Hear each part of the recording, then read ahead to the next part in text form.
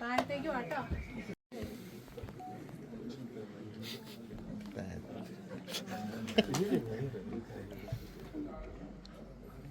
എന്തൊരു എമർജൻസിക്ക് വേണ്ടിട്ട് മീഡിയാസിന് എന്തെങ്കിലും ചോദിക്കാനുണ്ടോ? എന്തെങ്കിലും അറിയാനുണ്ടോ? അല്ല, ഞങ്ങൾ ഡേറ്റ് ഫിക്സ് ചെയ്തിട്ടില്ല. ഡേറ്റ് എല്ലാവരോടും ചോദിച്ചിട്ട് കംഫർട്ടബിൾ ആയിട്ടുള്ള ഡേറ്റിൽ നമ്മൾ ആദ്യം മീറ്റിംഗ് സ്റ്റാർട്ട് ചെയ്യണമെന്നാണ്. അജണ്ടകളും കാര്യങ്ങളൊക്കെ പുതിയ എന്തെങ്കിലും ഉണ്ടോ?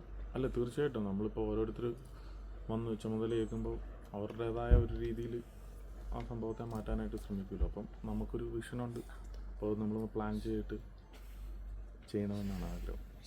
ഈ നേരത്തെ ഒരിടയ്ക്ക് സിനിമ ഓരോ മാസവും സിനിമയുടെ കണക്കുകൾ പുറത്തു വിട്ടിട്ടുണ്ടായിരുന്നു. അത് ഇനി ലിസ്റ്റിംഗ് ജനറൽ സെക്രട്ടറിയാണ് ഇനി ഉണ്ടാവും. ലിസ്റ്റിംഗ് എന്താണ് അതിനെ കുറിച്ച് പറയാനുള്ളത്? ഇനി വീണ്ടും വരുമോ? അതിനിടയ്ക്ക് നിന്നും പോയിരുന്നു.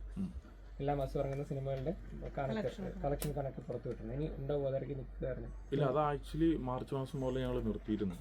കാരണം അതിൻ്റെ അകത്ത് ഞാൻ നേരത്തെ പറഞ്ഞിരുന്നത്, അതിൻ്റെ അകത്ത് കുറേ ആളുകൾക്ക് താല്പര്യമുണ്ട്, കുറേ ആളുകൾക്കത് താല്പര്യക്കുറവുണ്ട്.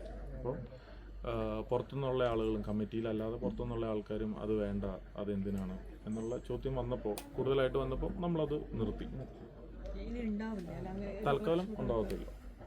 അത് യഥാർത്ഥത്തിൽ ഗുണം ചെയ്തോ? അതെയോ പലരും അഭിപ്രായം ഉണ്ടായിരുന്നു, പ്രൊഡ്യൂസർമാരൊക്കെ പുതിയതായിട്ട് വരുന്നില്ല, ആശങ്കയുണ്ടെന്നൊക്കെ. അപ്പോൾ ഗുണകരമാവുകയാണോ അതെയോ എങ്ങനെയാണത്?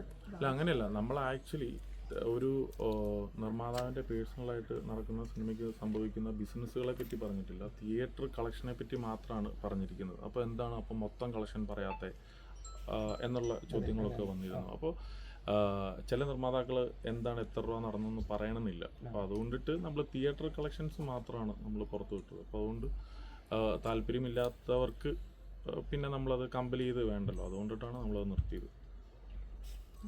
അല്ല, ഗുണകരമാണോ എന്ന് ചോദിച്ചു കഴിഞ്ഞാൽ ചില നിർമ്മാതാക്കൾ പറഞ്ഞു അത് ബിസിനസ്സിനെയൊക്കെ ബാധിക്കുന്നുണ്ട്. അങ്ങനെ വിടുമ്പോൾ ഒരു അസോസിയേഷൻ്റെ ലെവലിൽ നിന്ന് അത് വിടുമ്പോൾ സിനിമകൾ ബിസിനസ് ആവാത്ത സിനിമകൾ വരുമ്പോൾ അതൊരു കുറച്ച് ബുദ്ധിമുട്ടുണ്ട് എന്ന് പറഞ്ഞു. അപ്പോൾ അതിൻ്റെ അടിസ്ഥാനത്തിലാണ് നമ്മളത് നിർത്തിയത്.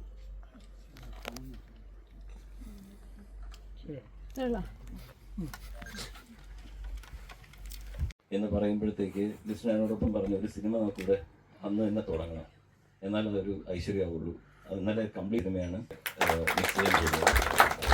അങ്ങനെ ഒരു സിനിമ കൃത്യമായിട്ട് ആ സമയത്ത് നന്ദി പറയുന്നു. നമ്മൾ അതിവിടെ ഒന്ന് ചെയ്യാമെന്ന് പറഞ്ഞിട്ട് അത് അനുവദിച്ച പ്രൊഡക്ഷനും അതിൻ്റെ എല്ലാവർക്കും ഈ നിമിഷത്തിൽ നിന്നാണ് ഞങ്ങൾ നന്ദി പറയുന്നു. എന്നുള്ളതാണ് എൻ്റെ ഇമ്പോർട്ടൻറ്റ്. നമ്മളിവിടെ നിന്നാണ് അങ്ങനെ ചെയ്യാം ഇങ്ങനെ ചെയ്യാമെന്ന് പറഞ്ഞിട്ട് കാര്യമില്ല. പക്ഷെ അതിനി ലോകം എന്ന് പറഞ്ഞ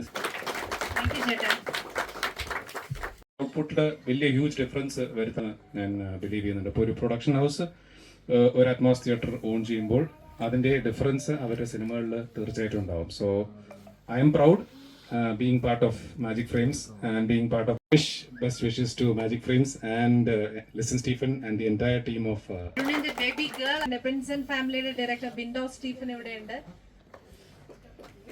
പ്ലീസ്. ഈ സ്റ്റുഡിയോ ലിസ്റ്റിനെടുത്ത ശേഷം ഇവിടെ ഒരുപാട് കുട്ടികൾ പഠിക്കുന്നുണ്ട്. അപ്പൊ അങ്ങനെ ഒപ്പം നമ്മളോടൊപ്പം ഉണ്ടാവും mister Vicky is here. Vicky please. Vicky ഗരുഡൻ ചെയ്തു. അപ്പോൾ ഇനിയും പടങ്ങളിവിടെ കൊണ്ടുവന്ന്